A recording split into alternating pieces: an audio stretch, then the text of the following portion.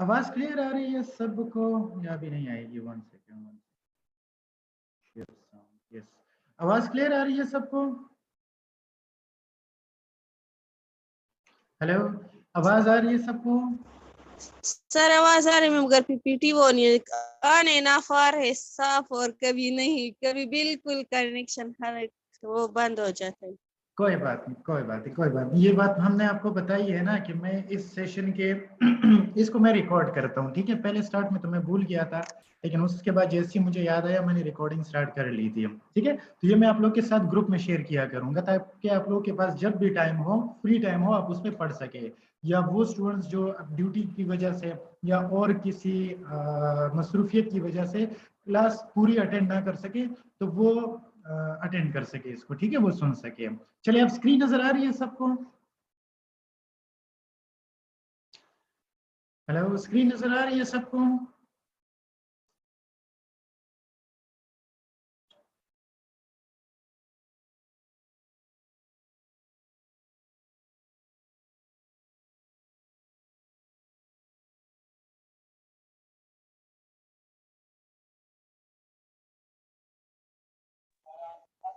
चलिए जी, अब आवाज आ रही है सबको? हेलो, आवाज आ रही है सबको? जी जी जी जी सर। ठीक है, ठीक है। और स्क्रीन भी नजर आ रही है? स्क्रीन विजिबल है सबको? Yes sir. ठीक है, ठीक है। चलिए, बस लास्ट 5 मिनट्स होंगे इंशाल्लाह, बस आज के लिए यस इतना। सर, स्क्रीन तो शो हो रहा है सर, लेकिन आपकी आवाज कट कट आ रही। कोई बात नहीं, कोई बात नहीं, अब इतना तो चलता है ना। अब क्या करें, सिस्टम है, टेक्नोलॉजी है, सिग्नल्स हैं, डेटा है, तो इसमें हम क्या कर सकते हैं। एनी हाउ, चलिए, इतना आपको बोर कर लिया, 5 मिनट मजीद करते हैं। अच्छा, देखिए, हमारी बॉडी में इलेक्ट्रोलाइट्स,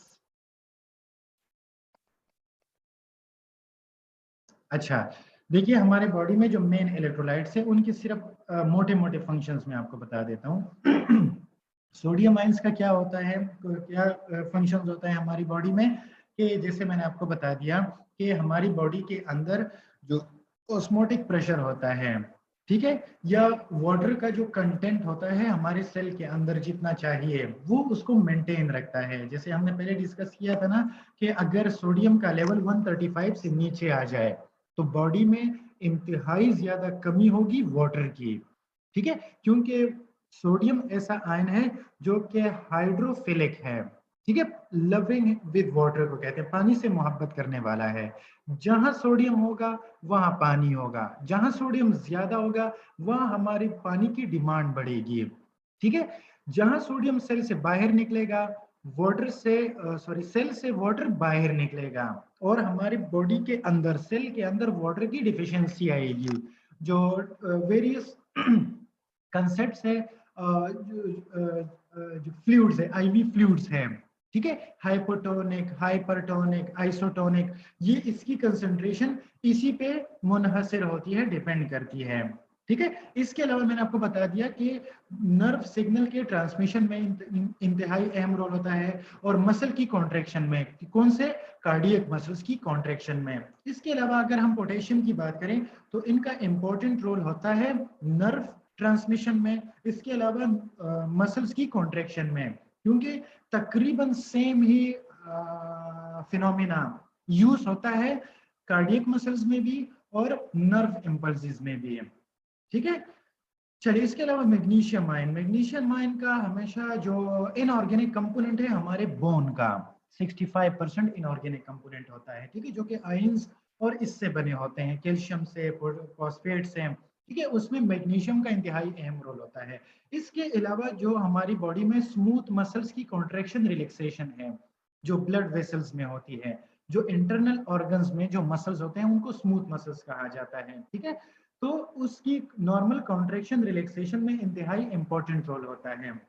अच्छा, आप में से बहुत सारे स्टूडेंट्स ट्रॉमा में होंगे, या सीसीयू में होंगे, या इमरजेंसी में होंगे, तो आप लोगों ने वो कोड वगैरह रन किए होंगे। डीफेप पे आपके सामने कोई रिदम चली होगी, वेंट्रिकुलर टेकिकार्डिया की, वेंट्रिकुलर फिब्रिलेशन की, एसिस्टोल की, ठीक है, इसके अलावा एसवीटी की, सुप्रा वेंट्रिकुलर टेकिकार्डिया की। तो उसमें मैं आपको सिर्फ आपकी नॉलेज के लिए ये बात बता रहा हूँ, वैसे भी टाइम कम है, ठीक है। आप लोगों ने कभी टॉर्सेट डिपॉइंटिस का नाम सुना है? नाम से ऐसे पता चले जैसे कोई ये टूरिंग स्पॉट हो, कोई घूमने फिरने की और देखने की जगह हो। टॉर्सेट डिपॉइंटिस कभी आंखों के सामने गुजरा है आप लोग के, या कभी कानों ने इस तरह का कोई वर्ड सुना है अजीब सा, टॉर्सेट डिपॉइंटिस? छोड़ ले, मैं आपको बता देता हूँ। देखिए, पेशेंट खुदा ना खास्ता आप लोग के साथ प्रेजेंट हुआ इमरजेंसी में, ट्रॉमा में और सीसीयू में, जहां पे भी हो, अल्लाह ना करे, वो होता है वेंट्रिकुलर टेकिकार्डिया के साथ, ठीक है, जिसमें सिर्फ क्यूआरएस कम्प्लेक्स होता है, ठीक है, और एक नॉर्मल रिदम होता है, ऐसे ऐसे करके बड़े बड़े कम्प्लेक्सेस बनते हैं, उसको कहते हैं वेंट्रिकुलर टेकिकार्डिया, ठीक है। अब जब पेशेंट की कंडीशन खुदा न खास्ता वर्सनिंग होती है, तो हमेशा वीटी कन्वर्ट होता है वीएफ में, वेंट्रिकुलर फिब्रिलेशन में। फिब्रिलेशन में हमारे पास कोई भी विजिबल कोई वो नहीं होती, क्या कहते हैं, लेयर नहीं होती है, ठीक है, ना पीक वेव का हमें पता चलता है, ना हमें क्यूआरएक्स का पता चलता है, ना टी का पता चलता है, क्योंकि वो सिर्फ फिब्रिलेशन होती है। फिब्रिलेशन कहते हैं कांपने को, क्योंकि मल्टीपल फोकाई में हार्ट के अंदर इम्पल्सेस जनरेट होती है, तो हार्ट कंप्लीटली कॉन्ट्रैक्ट नहीं करता, सिर्फ फिब्रिलेट करता है, सिर्फ ऐसे हिलता है, ठीक है, और ये शॉकेबल रिदम है, वेंट्रिकुलर फिब्रिलेशन। तो देखिए, वो पॉइंट जहां पे वेंट्रिकुलर टेकिकार्डिया कन्वर्ट होता है वेंट्रिकुलर फिब्रिलेशन में, उस पॉइंट को कहते हैं टॉर्सेट डिपॉइंटिस, और उस वक्त मैग्नीशियम ड्रग ऑफ चॉइस होती है, ठीक है। डायरेक्टली हम पेशेंट को क्या करते हैं, हम पेशेंट को मैग्नीशियम देते हैं, लेकिन डायरेक्ट कभी भी नहीं देते हैं, ठीक है, हमेशा 100 ml में डिसॉल्व करके, ठीक है, उसमें मिलाकर उसको देते हैं। अगर आपने ये कर लिया तो यकीन करें आप पेशेंट को वीएफ में जाने से बचा देंगे। इसके अलावा वो पेशेंट्स जो अस्थमेटिक होते हैं, ठीक है, अस्थमा का जो पता है ना, उसमें पेशेंट बहुत जल्दी जल्दी सांस लेता है, तो उनको स्मूथ मसल्स ब्रोंकाई में स्पाज्म हो जाता है, ठीक है, तो उस स्पाज्म को अवॉइड करने के लिए भी मैग्नीशियम दिया जाता है, ठीक है। इसके अलावा बहुत सारे एंजाइम्स ऐसे हैं जिनको मैग्नीशियम एक्टिवेट करता है। कैल्शियम का क्या रोल होता है? कैल्शियम का रोल हमारे जितने जो टीथ है, बोन्स है, मसल कॉन्ट्रेक्शन है, ठीक है, और इसके अलावा ब्लड को क्लॉट करने में, क्योंकि जितने भी क्लॉटिंग फैक्टर्स हैं उनको कैल्शियम पकड़े रखता है, ठीक है। कोई भी आप बच्चा आपकी नजर में हो, वो बार बार उसमें आता हो, क्या कहते हैं, आपके पास हॉस्पिटल आता हो और वो एनीमिक हो, एनीमिया उसका रिजॉल्व ना हो, इवन दो कि आप उसे बहुत सारे आयरन और फोलिक एसिड के सप्लीमेंट्स भी दे दें, ठीक है, खाना भी वो ठीक ठाक का है, तो आपके जहन में क्या आना चाहिए कि यार इसका कैल्शियम का टेस्ट करवाना चाहिए, मे बी इसकी बॉडी में कैल्शियम की कमी तो नहीं है। क्यों? क्योंकि हमारे ब्लड को, ठीक है, जो क्लॉटिंग फैक्टर्स होते हैं उनको, 13 क्लॉटिंग फैक्टर्स है ना, उनको कैल्शियम आपस में पकड़े रखता है, ठीक है। कैल्शियम की कमी उसमें होगी, बॉडी में होगी, तो एक तो रिकेट्स आएंगे, ठीक है, रिकेट्स स्पॉन्जी नॉर्मल और एबनॉर्मल बोन्स बनते हैं, कमजोर कमजोर बोन बनते हैं, ठीक है। और इसके अलावा ये बोन्स में होता है, टीथ में होता है, नॉर्मल कंट्रैक्शन रिलैक्सेशन मसल्स की करता है। जिन लोगों में कैल्शियम की कमी हो वो ज्यादा दूर तक चल नहीं सकते, क्योंकि मसल्स में बहुत ज्यादा दर्द होना शुरू हो जाता है। इसके अलावा क्लोराइड का तकरीबन सेम फंक्शन होता है जिस तरह का सोडियम का होता है हमारी बॉडी के अंदर, ऑस्मोटिक सेल्स के अंदर ऑस्मोटिक प्रेशर को मेंटेन रखने के लिए, ठीक है। कभी आप लोगों ने अगर सिस्टिक फाइब्रोसिस नाम का कोई वो केस सुना हो, बच्चों में होता है ये, ठीक है, तो उसमें क्लोराइड स्वेट टेस्ट का किया जाता है सिस्टिक फाइब्रोसिस को कंफर्म करने के लिए।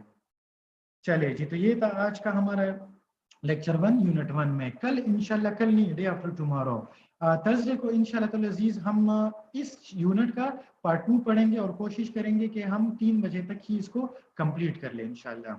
कोई जहन में कोई क्वेश्चन हो, कोई क्वेरी हो, आप पूछ भी सकते हैं, और आप लोग चैट बॉक्स में लिख भी सकते हैं। आप लोग के पास आखिरी 4 मिनट है, क्योंकि इसके बाद ये मीटिंग ऑटोमेटिकली स्टॉप हो जाएगी। जी, पूछना चाहे पूछ ले, ऐड करना चाहे ऐड कर सकते हैं, और सिग्नल का इशू हो तो आप चैट बॉक्स में लिख सकते हैं। चले जी।